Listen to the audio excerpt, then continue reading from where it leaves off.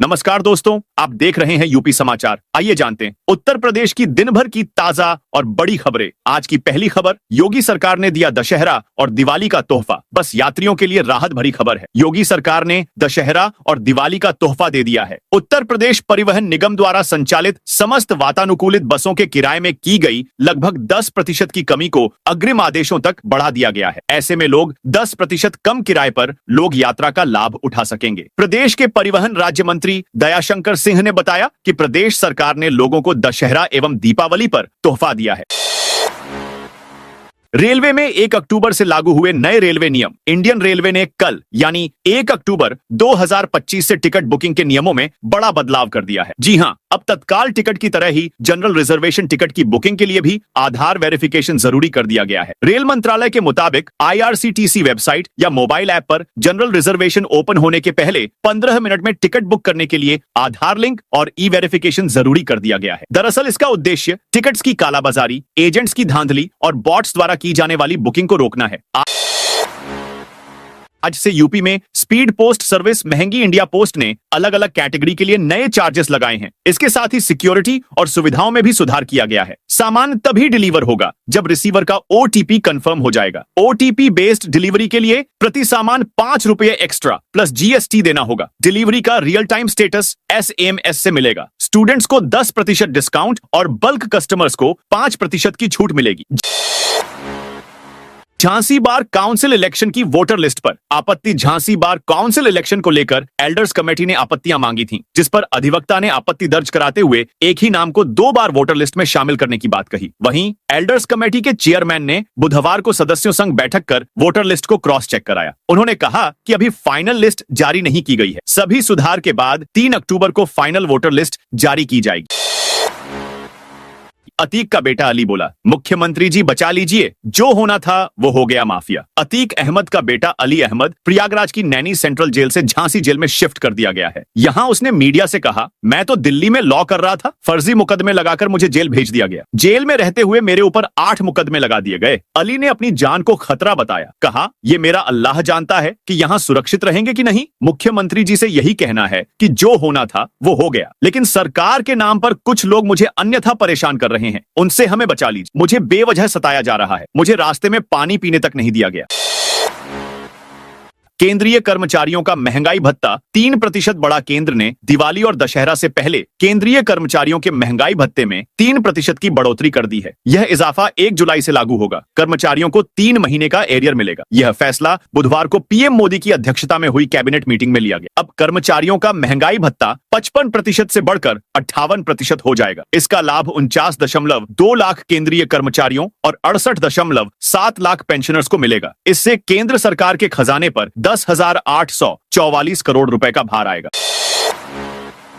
90 लाख रुपए की लागत से बनेगा श्री राम जानकी मंदिर। संत कबीर नगर के मेहदावल विधानसभा क्षेत्र के थरौली में विधायक अनिल त्रिपाठी ने श्री राम जानकी मंदिर के पुनरुद्धार और जीर्णोद्धार के लिए भूमि पूजन एवं शिलान्यास किया। यह कार्यक्रम मंत्रोच्चार के साथ संपन्न हुआ। इस परियोजना की कुल लागत 90 लाख रुपए निर्धारित की गई है। यह मंदिर क्षेत्र में धार्मिक और सामाजिक रूप से महत्वपूर्ण माना जाता है। मंदिर के निर्माण कार्य के लिए स्थानीय लोगों और एक समर्पित ट्रस्ट का सहयोग लिया जा रहा है। भूमि पूजन का कार्यक्रम वैदिक रीति रिवाजों के अनुसार विधिवत संपन्न हुआ, जिसमें ग्राम और क्षेत्र के कई गणमान्य व्यक्ति, श्रद्धालु तथा मंदिर ट्रस्ट से जुड़े पदाधिकारी उपस्थित रहे। सीएम योगी का आपत्तिजनक फोटो एडिट कर की पोस्ट। अमरोहा में मुख्यमंत्री योगी आदित्यनाथ का आपत्तिजनक फोटो एडिट कर सोशल मीडिया पर वायरल करने के आरोप में एक व्यक्ति को गिरफ्तार किया गया है। पुलिस ने त्वरित कार्रवाई करते हुए आरोपी को पकड़ा है। डिडौली कोतवाली क्षेत्र के गांव मुंडा इम्मा निवासी हबीबुर रहमान नामक युवक ने अपने मोबाइल से मुख्यमंत्री का एडिट किया हुआ आपत्तिजनक फोटो सोशल मीडिया पर फैलाया था। मामला सामने आते ही डिडौली पुलिस सक्रिय हो गई और आरोपी की पहचान कर उसे हिरासत में ले लिया। इस महीने 21 दिन बैंक बंद रहेंगे। इस महीने यानी अक्टूबर में अलग अलग राज्यों में कुल 21 दिन बैंक बंद रहेंगे। RBI कैलेंडर के अनुसार 4 रविवार और दूसरे चौथे शनिवार के अलावा 15 दिन अलग अलग जगहों पर बैंकों में कामकाज नहीं होगा। अयोध्या राम मंदिर में इस बार खास होगा, दशहरा रामलला का होगा राज्याभिषेक। अयोध्या राम मंदिर में दशहरा पर्व इस साल बड़ा खास होगा। विजयदशमी पर्व पर पहली बार संत महंतों की उपस्थिति में भगवान का राज्याभिषेक समारोह आयोजित किया जाएगा। इसके पहले भगवान रामलला व प्रथम तल पर विराजित राजा राम का विविध औषधीय द्रव्यों से अभिषेक कर उनका विधि पूर्वक पूजन किया जाएगा। इसके साथ ही विशेष श्रृंगार के अलावा 56 भोग भी लगाया जाएगा और फिर मध्याह्न 12 बजे राजभोग आरती उतारी जाएगी। बरेली हिंसा के बाद सलमान मियां से सुरक्षा हटी। बरेली में जुमे की नमाज के बाद हुई हिंसा के मद्देनजर प्रशासन ने सख्त कदम उठाए हैं। इसी क्रम में दरगाह आला हजरत से जुड़े सलमान मियां की सुरक्षा में तैनात दोनों गनर हटा लिए गए हैं। सलमान मियां को पहले शासन स्तर से सुरक्षा कारणों के चलते 2 गनर मुहैया कराए गए थे। हालांकि हालिया बवाल के बाद हुई खुफिया जांच में उनकी भूमिका संदिग्ध पाई गई। इसके तुरंत बाद प्रशासन ने उनकी सुरक्षा वापस लेने का निर्णय लिया। सलमान मियां का घर बरेली के कोतवाली थाना क्षेत्र में दरगाह के पास है, जो अब पुलिस और खुफिया एजेंसियों की निगरानी में है। डीआईजी ने अवैध पटाखों की बिक्री पर लगाई रोक। मेरठ रेंज के पुलिस उप महानिरीक्षक कलानिधि नैथानी ने आगामी दशहरा और दीपावली त्योहारों के मद्देनजर सुरक्षा व्यवस्था की समीक्षा की। उन्होंने अवैध पटाखों के निर्माण, भंडारण और बिक्री पर सख्त कार्रवाई के निर्देश दिए। डीआईजी ने रेंज के 4 जिलों के वरिष्ठ पुलिस अधीक्षक और मुख्य अग्निशमन अधिकारियों के साथ सुरक्षा को लेकर दिशा निर्देश दिए। इसमें एक्सप्लोसिव रूल्स 2008 का कड़ाई से पालन सुनिश्चित करने को कहा गया। पटाखों की बिक्री केवल निर्धारित स्थानों पर ही करने और फुटकर बिक्री पर पूर्ण प्रतिबंध लगाने के निर्देश दिए गए।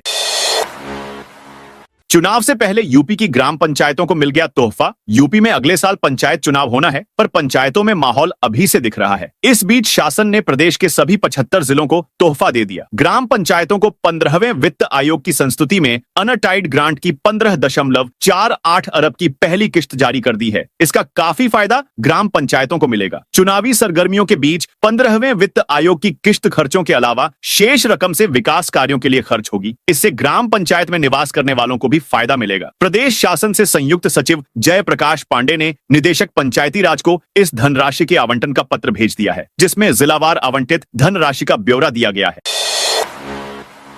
मुजफ्फरनगर में 58 स्थानों पर रावण दहन। मुजफ्फरनगर में गुरुवार को दशहरा पर्व पर 58 स्थानों पर रावण दहन किया जाएगा। जिला पुलिस ने पर्व को शांतिपूर्ण और सुरक्षित ढंग से संपन्न कराने के लिए सभी तैयारियां पूरी कर ली हैं। बुधवार देर शाम वरिष्ठ पुलिस अधीक्षक एसएसपी संजय कुमार वर्मा ने नुमाइश ग्राउंड पर रावण दहन स्थल का निरीक्षण किया और आयोजकों को आवश्यक दिशा निर्देश दी। एसएसपी संजय कुमार वर्मा के साथ पुलिस अधीक्षक नगर सत्यनारायण प्रजापत और क्षेत्राधिकारी नगर सिद्धार्थ मिश्रा ने प्रमुख रावण दहन स्थलों का दौरा किया। इनमें नुमाइश ग्राउंड, नई मंडी और रामलीला टीला शामिल है। सुरक्षा व्यवस्था के लिए पीएसी की एक प्लाटून तैनात की जाएगी। अधिकारियों ने सुरक्षा, यातायात प्रबंधन और अन्य तैयारियों का जायजा लिया।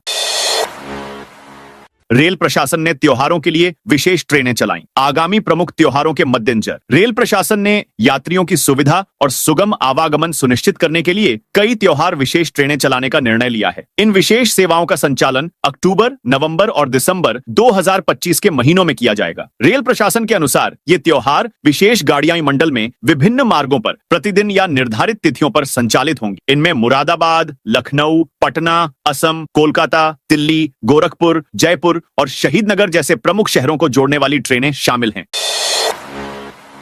आरबीआई ने कहा यूपीआई फ्री रहेगा, कोई चार्ज नहीं लगेगा। रिजर्व बैंक ऑफ इंडिया ने बुधवार 1 अक्टूबर को कई बड़े फैसले लिए, जिनसे कंपनियों और आम लोगों के लिए बैंक लोन लेना आसान और सस्ता हो जाएगा। साथ ही यूपीआई चार्ज को लेकर लोगों की चिंता को भी दूर किया है। आरबीआई गवर्नर संजय मल्होत्रा ने मॉनेटरी पॉलिसी कमेटी की मीटिंग बाद सभी फैसलों की घोषणा की। इस साल पटाखे 20% महंगे हुए। दीपावली के त्योहार में लगभग 20 दिन शेष हैं, लेकिन पटाखा बाजार में अभी तक रौनक नहीं दिख रही है। इस साल पटाखों की कीमतें पिछले वर्ष की तुलना में 20% तक बढ़ गई हैं। आलू के कम दाम और बाढ़ के प्रकोप के कारण स्थानीय अर्थव्यवस्था प्रभावित हुई है, जिससे बाजार में सुस्ती छाई हुई है। थोक विक्रेताओं ने पुष्टि की है कि पटाखों की कीमतें पिछले साल के मुकाबले 20% अधिक हैं। उन्होंने बताया कि जिले की अर्थव्यवस्था मुख्य रूप से आलू की पैदावार पर निर्भर करती है, लेकिन इस बार आलू के दाम कम रहने से किसानों को नुकसान हुआ है। इसके अतिरिक्त जिले में बाढ़ का प्रकोप भी रहा, जिसने लोगों की क्रय शक्ति को प्रभावित किया है। सोना चांदी के दाम ऑल टाइम हाई पर। सोने चांदी के दाम आज यानी 1 अक्टूबर को एक बार फिर ऑल टाइम हाई पर पहुंच गए हैं। India Boolean and jewellers association के अनुसार 10 ग्राम 24 कैरेट सोना 1,983 रुपए बढ़कर 1,17,332 रुपए पर पहुंच गया। इससे पहले ये 1,15,449 रुपए पर था। वहीं चांदी की कीमत भी 2,686 रुपए महंगी होकर 1,45,120 पर पहुंच गई। कल ये 1,42,434 रुपए पर थी।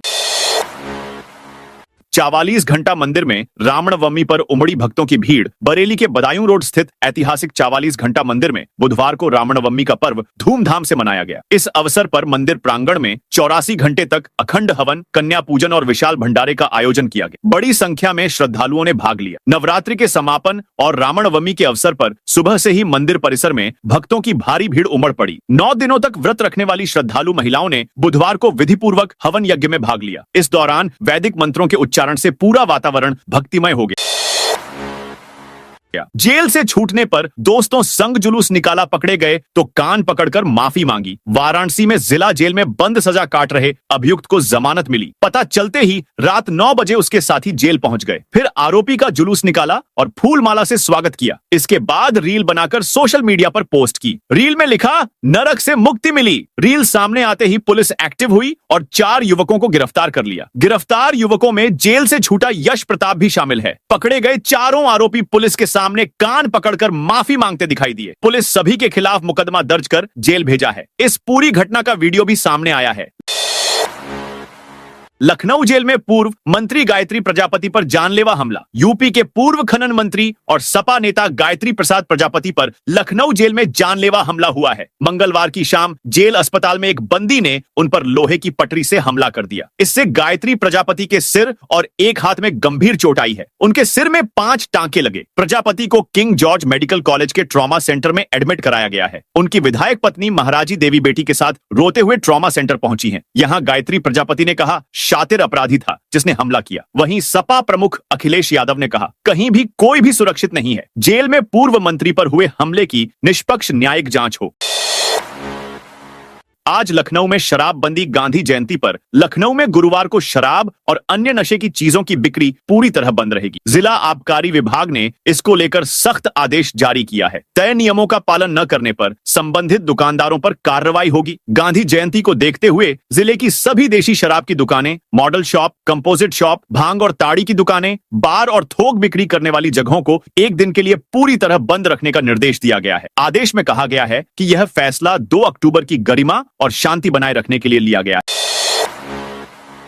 शाइस्ता परवीन की कुर्क जमीन पर बनेंगे 500 फ्लैट। प्रयागराज में माफिया अतीक अहमद की फरार पत्नी शाइस्ता परवीन की कुर्क की गई। जमीन पर गरीबों के लिए 500 से अधिक फ्लैट बनाए जाएंगे। प्रयागराज विकास प्राधिकरण पीडीए ने इस आवासीय योजना का प्रोजेक्ट तैयार किया है। यह जमीन सिविल एयरपोर्ट के पास स्थित है, जिस पर माफिया ने कई साल पहले कब्जा कर शाइस्ता परवीन के नाम करा लिया था। नवंबर 2023 में पुलिस ने गैंगस्टर एक्ट के तहत इस संपत्ति को कुर्क किया था। अब पीडीए ने इसी जमीन पर प्रधानमंत्री आवास योजना के तहत 500 से अधिक फ्लैट बनाने का प्रोजेक्ट तैयार किया है। प्रयागराज में मुस्लिम महिलाओं ने कन्याओं के पैर धोए। नवरात्रि की महानवमी पर यूपी में अलग अलग रंग देखने को मिले। प्रयागराज में मुस्लिम महिलाओं ने कन्याओं के पैर पखारे, उनका आशीर्वाद लिया। इसके बाद उन्हें स्कूल बैग, किताबें भी दी। लखनऊ में मां दुर्गा के सामने महिलाओं ने धुनुची डांस किया। इस दौरान सभी महिलाएं दुल्हन की तरह सजकर पहुंची। वहीं गोरखपुर के बांसगांव में दुर्गा मंदिर में श्रीनेत वंश के क्षत्रियों ने मां दुर्गा को खून अर्पित कर मंगल कामना की। 300 साल से चली आ रही इस परंपरा में श्रीनेत वंशीय क्षत्रियों ने नाइयों के उस्तरे से शरीर पर चीरे लगवाए। बच्चों से लेकर बुजुर्ग तक सभी ने शरीर से निकले रक्त को बेलपत्र पर उतारकर मां दुर्गा के चरणों में अर्पित किया।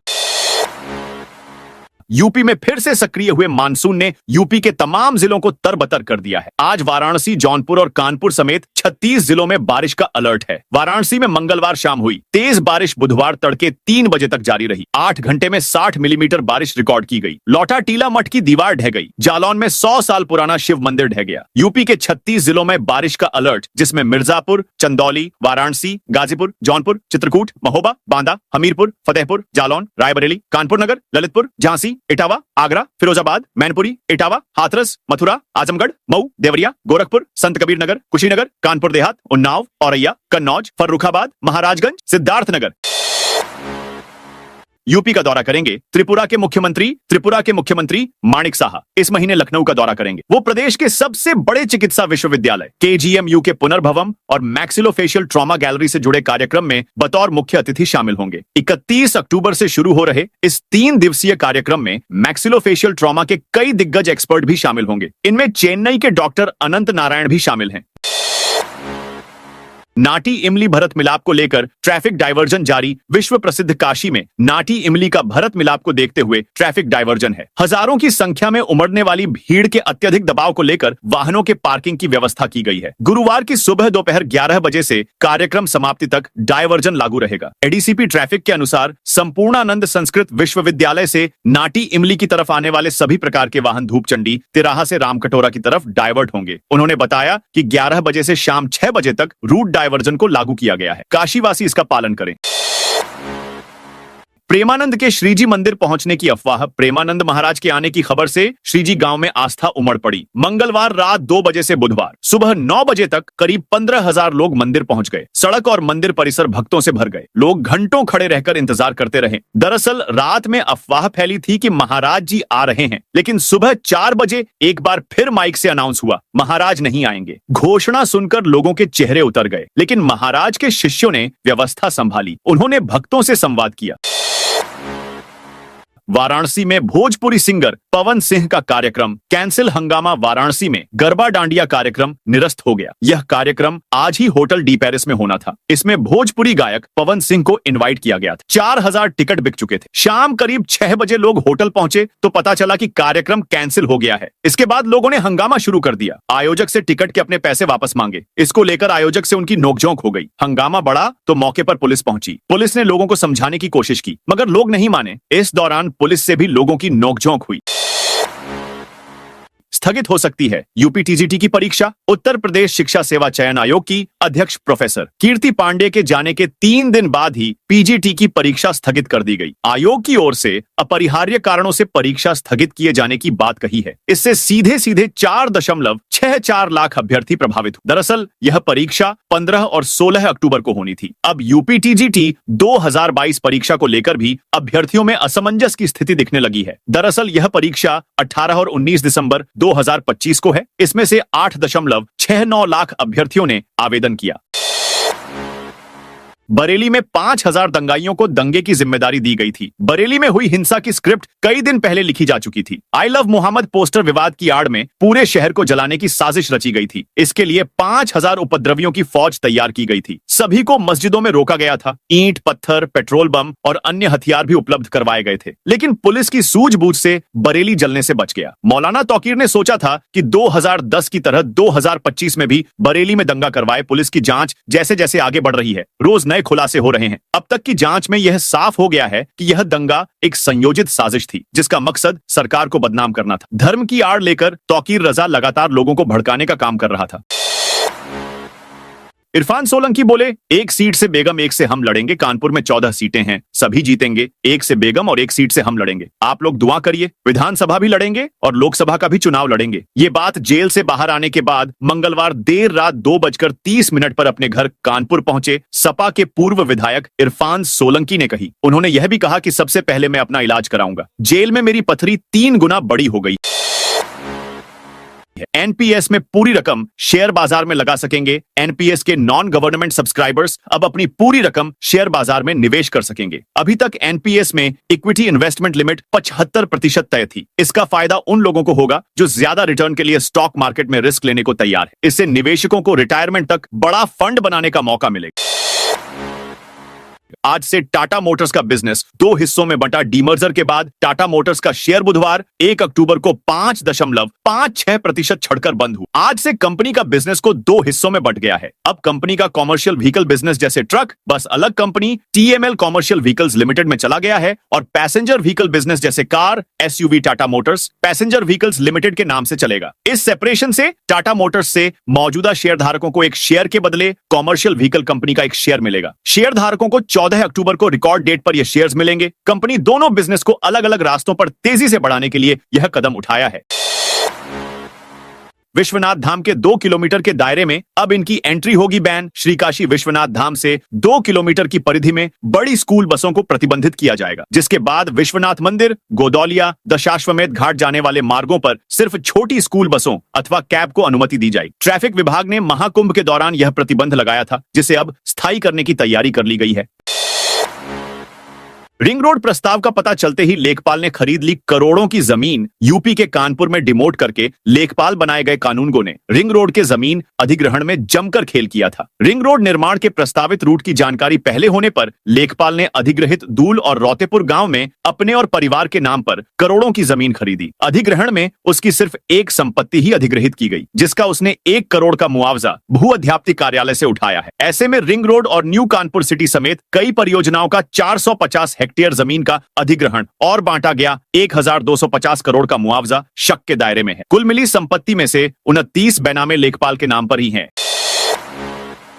हाईवे और एक्सप्रेसवे के टोल टैक्स में 5 से 50 रुपए की हुई कमी। एनएचएआई के हाईवे, एक्सप्रेसवे के सभी टोल पर टोल टैक्स की दरों में 1 अक्टूबर से थोड़ी राहत दे दी गई है। करीब 5 रुपए से 50 रुपए तक टोल की दरों में 1 अक्टूबर से कमी कर दी गई है। 1 अक्टूबर से टोल टैक्स की नई दरों से ही वसूली का आदेश दे दिया गया है। तो दोस्तों, यह थी आज उत्तर प्रदेश के सभी जिलों की दिन भर की ताजा और बड़ी खबरें।